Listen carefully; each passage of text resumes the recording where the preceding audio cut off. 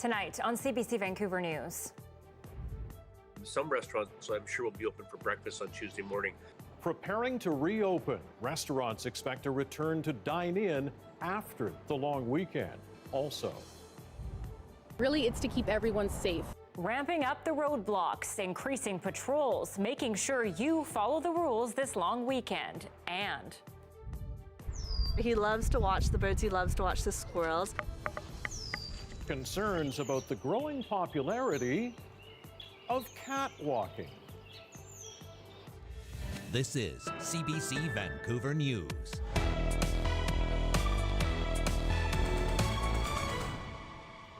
Good evening and thanks for joining us. BC restaurants are gearing up to be back in service for indoor dining early next week. This despite the fact the province has yet to officially give the go-ahead. And as Joel Ballard reports, this is bringing both excitement and frustration.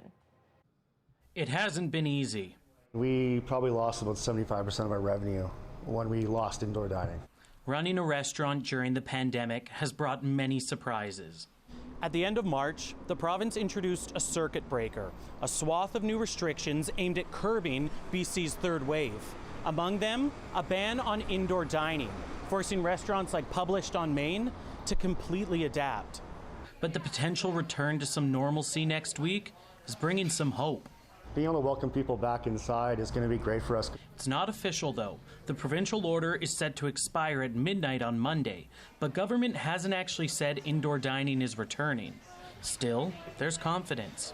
Some restaurants, I'm sure, will be open for breakfast on Tuesday morning because there's no health order that exists on Tuesday to prevent them from doing that. When asked about the future of restaurants earlier this week, Tostenson says it was almost as if Premier Horgan was speaking in code. Well, they can expect on Tuesday that the circuit breaker will be over. The planning will begin when the orders are lifted, and the orders are lifted at midnight on Monday of the long weekend. And that lack of clarity has been tough on restaurateurs. The big thing is staffing. Like, we normally set our schedules out weeks in advance for our team so they can plan their lives, right? So having them to just stand by waiting to get word about opening is the difficult thing for us. Despite the difficulties, Alum's team is preparing, ordering food, hiring and training staff, getting the dining room in top shape, all to begin serving the public once again, in hopes this may be the last time they're disrupted. Joel Ballard, CBC News, Vancouver. Another 420 new cases of COVID-19 in BC today and 6 more deaths. But the rolling average of new cases continues to drop. 319 people are in hospital, 107 of those in intensive care, and more than 56,000 people in BC got the COVID-19 vaccine yesterday. And we will have our Marine unit on the water. Officers will patrol the beaches and respond to any incidents that occur throughout the parks and beaches. And ahead of the sunny long weekend, the VPD is also reminding people that extra patrols will be out to prevent large gatherings. The RCMP will be ramping up roadblocks on major routes into the interior, and WorkSafe BC says it's stepping up COVID inspections at restaurants, pubs, and breweries with outdoor patios. As Greg Rasmussen reports, coast to coast this Victoria Day weekend won't be anything like it usually is. It's off to the family cabin. We've just kind of been like at our house a lot because our school just got shut down.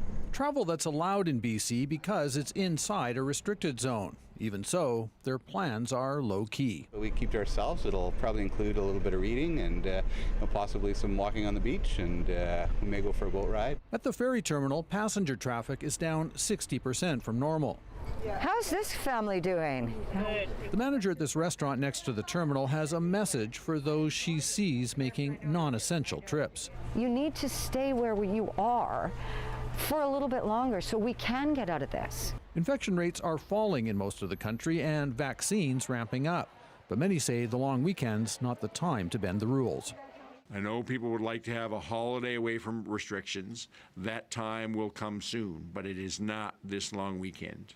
So stay local, stay close to home. You know, I've been calling for some time for doubling, if not tripling, of the penalties and the fines for first-time offenses. We are asking Albertans to please postpone their travel to Banff for just a little while longer. We want to ensure everyone's safety. We're not trying to sound like, you know, the Debbie Downers of the summer. The bison are a big draw at this national park, sometimes creating long lineups of visitors. People are craving this. People need something to do. People need things to be open again. The park gates will be open, but officials are asking people to stay away. We're asking visitors to consider visiting on weekdays because that's when it's really quiet and you're going to get the picturesque experience you're looking for. Back in Horseshoe Bay, some are counting the days. 2-piece halibut for Mike. Next year at this time, let's open the doors, let's make it happen, let's go, let's make up for everything that we lost. But for now, the message remains: keep in your bubble and don't stray too far from home. See you later. Craig Rasmussen, CBC News, Vancouver.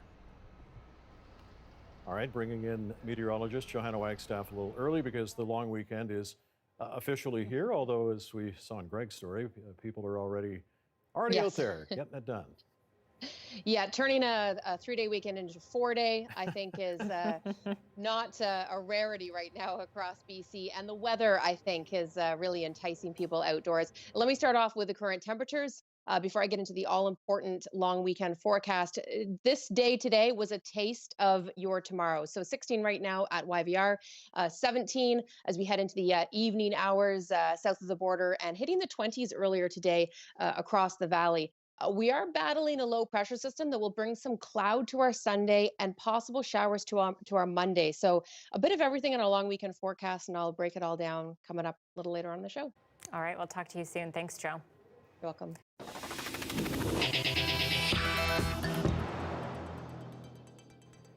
More arrests at the logging showdown between protesters and police on southern Vancouver Island today. Our Tanya Fletcher is here now, and Tanya, several people were taken into custody earlier this week. What happened there today? Yeah, RCMP have just confirmed with us that another 6 people have been arrested today at various locations. Now, 4 were taken into custody for violating a court injunction and 2 for obstruction. Here's footage now where someone was taken into custody. This happened at a protest camp in the KQ's area near Lake Cowichan. And you can see Mounties say they removed at least 1 protester from a tent that was suspended in a tree there. It's the 4th straight day arrests have been made following enforcement of that injunction, which began on Tuesday. Police say 5 other arrests were made today at a protest camp in a separate location near Port Renfrew. The protesters say they are fighting to preserve some of the last remaining old growth in the Ferry Creek area. Officers say they're following through on the BC Supreme Court ruling that allows logging operations to continue. Well, the next step is, well, we're going to make a determination on where the next protest camps are, when we're going to go in. So there's a lot of planning that's going on. We're taking a really slow, measured approach to this. It's in nobody's benefit for us to rush in and surprise anyone. RCMP say they will continue enforcement tomorrow and that all officers have been wearing body cameras. And Tanya, we understand there were support rallies held on the main line today as well. Yeah, take a look at the turnout in downtown Vancouver earlier today. Dozens gathered outside Robson Square in solidarity of the protesters on site. They say this issue is broader than just Vancouver Island, and so the support should be as well. Often here in Vancouver, we can be very separated. There's a lot of distance between here and the deep, deep rainforests of Vancouver Island. So we're just raising awareness about what could be happening in our own backyard. Now, the BC Civil Liberties Association also penned an open letter today saying they too stand in solidarity with old growth defenders. Take a look. They say, in our view, the RCMP's actions are overboard in scope and constitute an inconsistent, arbitrary and illegal exercise of discretion to block members of the public, including legal observers and the media, from accessing the area and to monitor police activity. So that's what happened there today. We will see what happens through this long weekend as the situation continues. All right, keep an eye on that. Thanks very much, Daniel. Okay, you may have seen this while out for a walk or a run, perhaps in the park or along the beach. Cat walking. Yes, cat walking appears to be growing in popularity. Some say it's good for a pet's health, but as Liam Britton reports, others think putting a leash on Whiskers isn't a good idea. When Haley Vendiola takes Reinhardt for a walk, people tend to notice. A lot of people think he's quite brave looking or quite fierce, but he's actually a really big scaredy cat, which is really funny. Vendiola and Reinhardt are part of what seems to be a growing trend, cat walking. More cat owners are seeking ways to enrich the lives of their pets while not letting them roam free outdoors. He loves to watch the birds, he loves to watch the squirrels. So he does get a chance to sort of get those hunting instincts out, but without us having to worry about him actually killing anything. Cats like Reinhardt are stars of the park and on social media. He has about 180,000 followers on Instagram. But some say catwalking's growing popularity is a problem. Well, a lot of people see these adventure cats on social media and they think, oh, it'd be really cool to get a photo of my cat out in the wild. VOCRA, the Vancouver Orphan Kitten Rescue Association, adopts out cats and helps find missing ones. We've seen many instances with cats that have been leash walked or taken out in their carriers where they've gotten frightened and they've slipped through their harness. It can happen in an instant and it happens quite frequently. Most of the time we never find them again, or if we do, it's really in sad circumstances where we only find a part of the cat. Bukovnik says anyone seeking outdoor exposure for their cat should consider a window or balcony enclosure, a so-called catio, instead. Veterinarian Dr. Claudia Richter is a specialist in cat behavior, and she believes cat walking can be done safely if it's done right, and it can have benefits. There's just watching wildlife, there's hunting, there's other cats around. That's a lot of stimulation versus when we put them into the house, a lot of our house cats are understimulated. And I do see this as a source of behavior problems, such as like peeing in the house, anxiety disorders, things like that. She says anyone considering cat walking needs to make sure they have the right equipment, like a harness and a backpack the cat can be put into if it's feeling unsafe. They also need to make sure the cat has its shots up to date and has a microchip and tattoo, and the cat needs to be willing. If you have a cat that's really, really fearful of people and you're going to go and walk her on the street where there's lots of people, maybe that's not the best idea. Cat walking may look easy, but for the unprepared it can end badly and be just as difficult as herding some kind of animal that normally doesn't like to be herded. Liam Britton, CBC News, Vancouver. I haven't seen any signs go up that say all cats must be on a leash. On a leash. Yeah. So there's a park by our place, and there is a fellow who comes out and walks his cat all the time, and the cat rolls around on the grass, and you know, it's a nice time. Sure is. It's good for them. All right. Just during the NHL playoffs here on CBC, a reminder of how and where you can watch this newscast. We'll be on every weekday at 6 p.m. online, streaming on CBC Gem, YouTube, and Facebook. And then we will be on air after the hockey game each evening on television.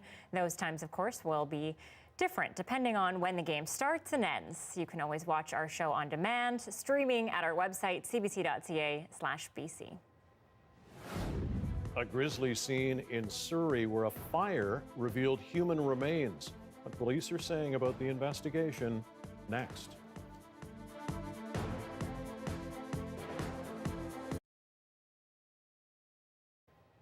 Thanks for staying with us during our commercial-free live stream. Well, it's a big win for a little boy. An 8-year-old Labrador student won his age category in a regional Braille challenge. And as Katie Breen reports, he's not planning on stopping anytime soon.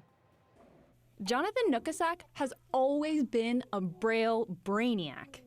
I can make. He started learning Braille in kindergarten and picked up the alphabet almost right away, something Braille specialists couldn't believe when his teacher told them. It's almost like, as I would describe as some people, he has like a photographic memory. If I introduce him to a Braille sign or a contraction or something, he almost knows it instantly. So he has a great memory for that. Jonathan is legally blind. He was born without vision. According to his teacher, Labrador didn't have a Braille curriculum before Jonathan came to class. He's the only visually impaired student at Amos Comenius Memorial School, and that's often the case according to the Atlantic Province's Special Education Authority, which is why they say the Braille Challenge is important. It can serve as a motivator and incentive, and help build community. I jumped right to the ceiling. No doubt, Jonathan was excited when he got the call about coming first. Yeah, my head touched the ceiling. The school proudly announced Jonathan's achievement over the PA. Even his classmates were excited for him. They cheered and guess how loud they clapped? They sounded like...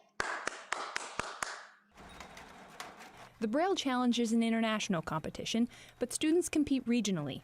Jonathan was up against kids his age in Atlantic Canada, fewer than 25 students from K to 12.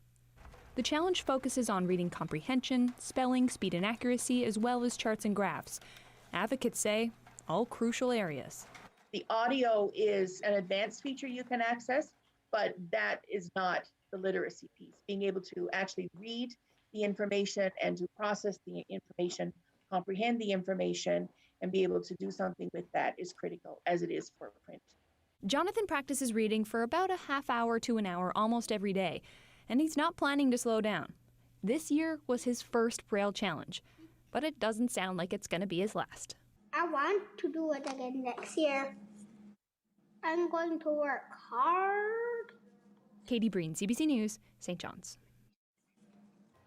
Amazing stuff. What a talented kid. Very nice story.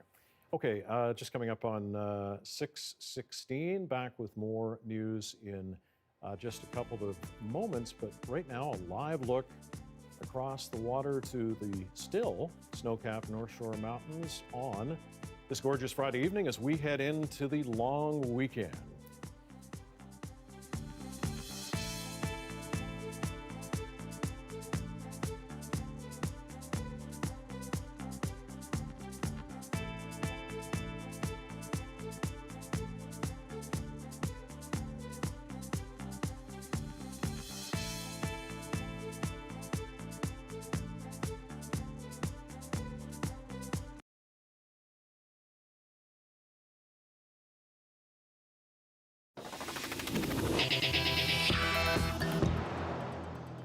One man has been arrested after human remains were found burning in a ditch in Surrey.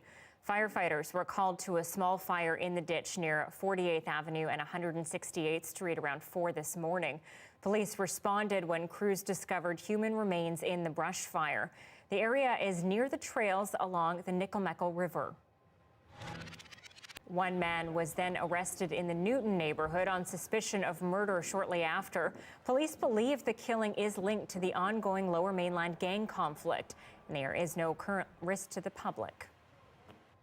A CBC News investigation has found more than 500 people have died from ATV accidents in the past 3 years. Carissa Duncan spoke to the parents of a 9-year-old boy who passed, and the family is calling for tougher off-roading safety regulations.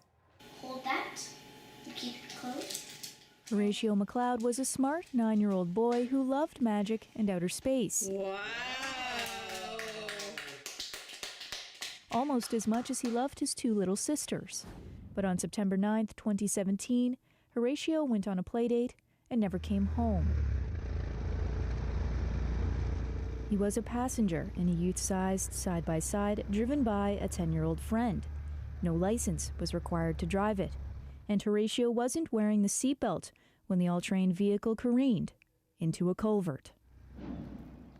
His parents, Chris and Meredith, are turning their grief into action, seeking improved safety for off-road riders. We're forever changed. That's what's at stake.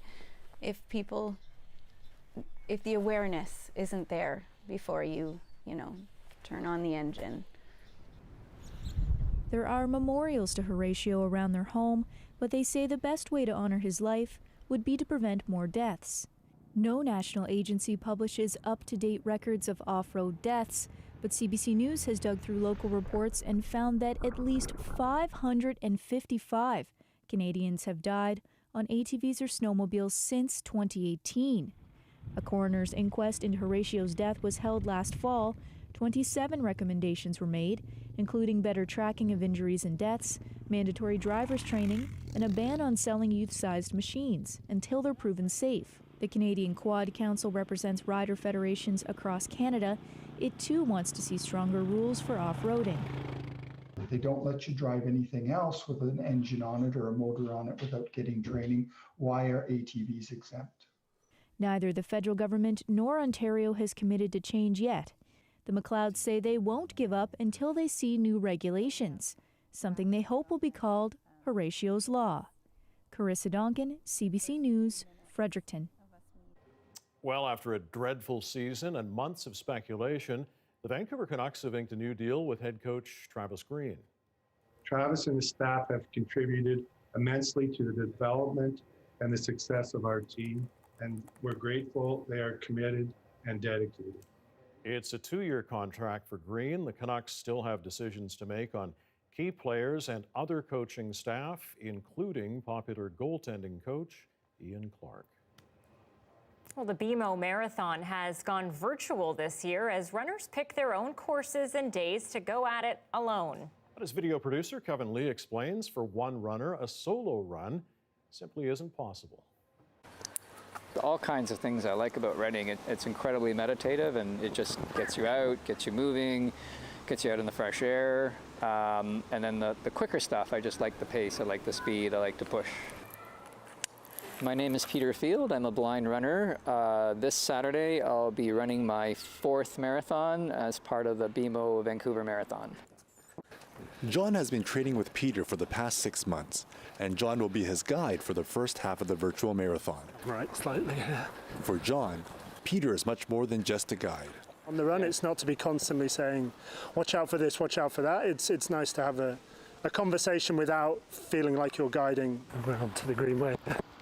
We'll talk about, okay, sun's coming up and it's over your left shoulder and it's going to be a nice day, and from time to time we'll see eagles and we'll comment on that. So yeah, it's lots of fun. Anything coming up, John? Just straightforward? No, it's all flat here. Okay. Yeah. This year's virtual marathon allows runners to complete the 42.2 kilometers at a route of their own choosing between May 1st and May 31st. I'm hoping for about a 4:15, so 4 hours, 15 minutes. I'm just going to enjoy it. So that's the plan. Just go out and enjoy it and finish as strongly as possible. And just keep bringing you right, then we're good. Anybody who's a runner and interested in running, and contact BC Blind Sports, and there's usually a need for guide runners, so they shouldn't be intimidated. Kevin Lee, CBC News, Vancouver. Well, after the break and almost 40 years in the business, we say goodbye to my incredibly talented and kind co-anchor. That's coming up.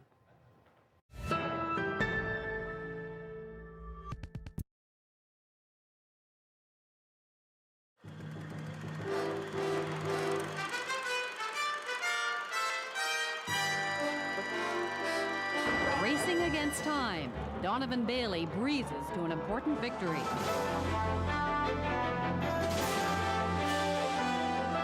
Sunday Report with Wendy Nesley.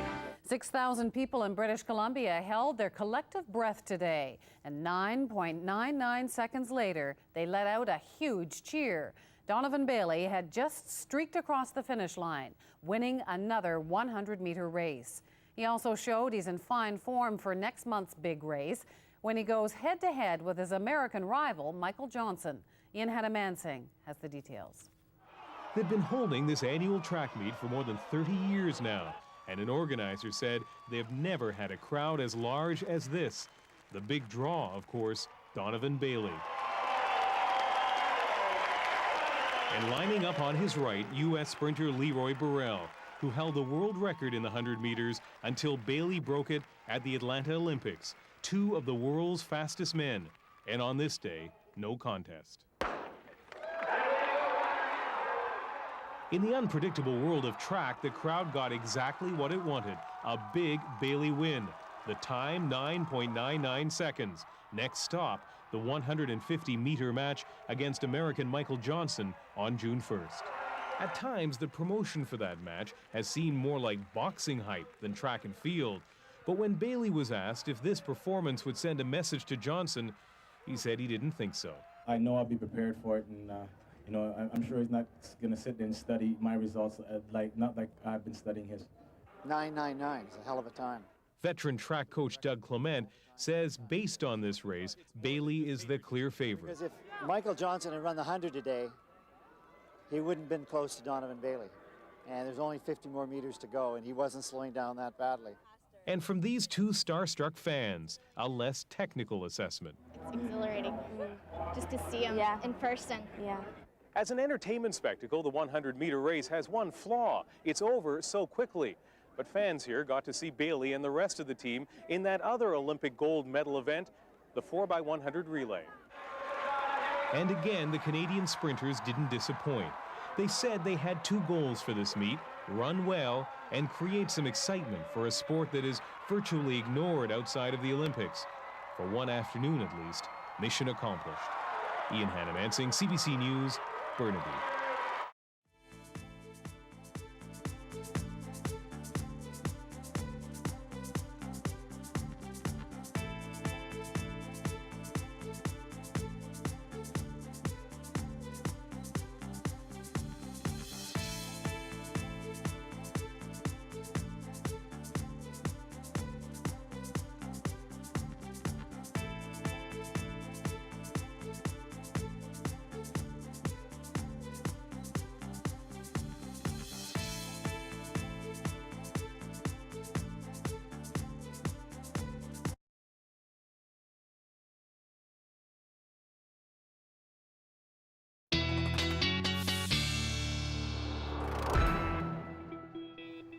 The long weekend is officially here. Johanna Wagstaffe is here also, and looking pretty good, at least right now, Joe.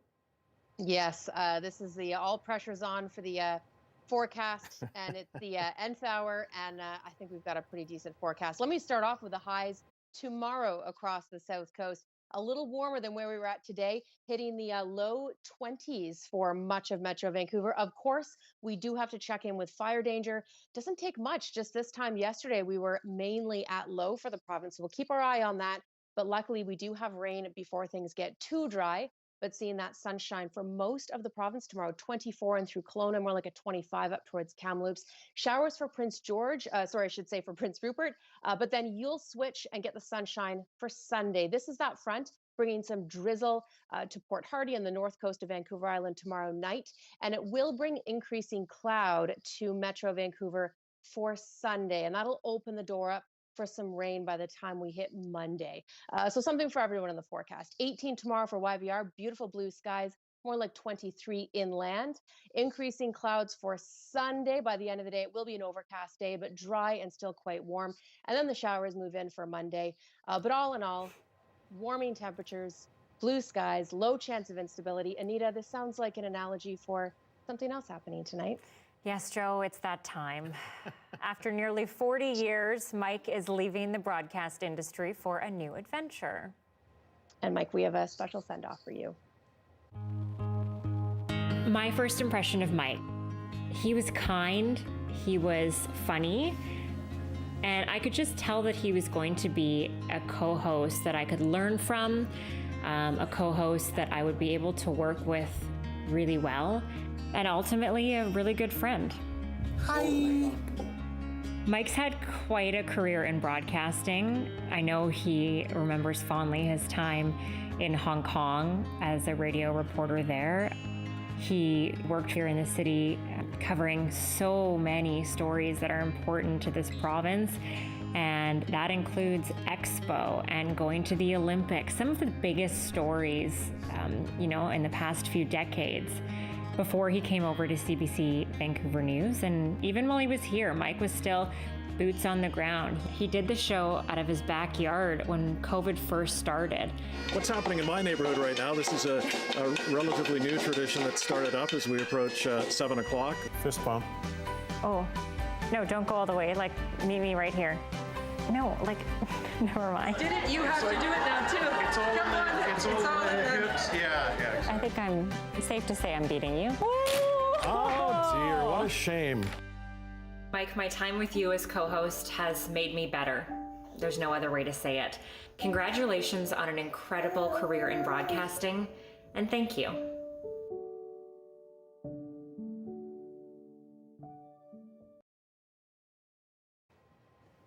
I mean, I said it there, Mike, but thank you for everything. I told myself I wouldn't get emotional on air, so I'm going to try not to, but all day today, it's been a mix of emotions, as I'm sure it has been for you. The mask can also be used to dab, tears, but no tears tonight for certain. This is a great team to work with. You guys are amazing. It's a privilege to wrap things up here at CBC, and on to the next chapter. And I'm really looking forward to that. Mike, it's been such an honor, and you better tune in to Anita and I next week, because we will definitely still be razzing you on air. Okay. 100%. That's not going to stop. And I'm calling you with cloud formations that I see that might be, suspect. So I would expect nothing less. Mike, thank you so much. Thank you. And thank you, everybody who's tuned in over the many years. Thanks so much. Congrats, Mike. That's it for our show tonight. Tanya Fletcher is here after the National.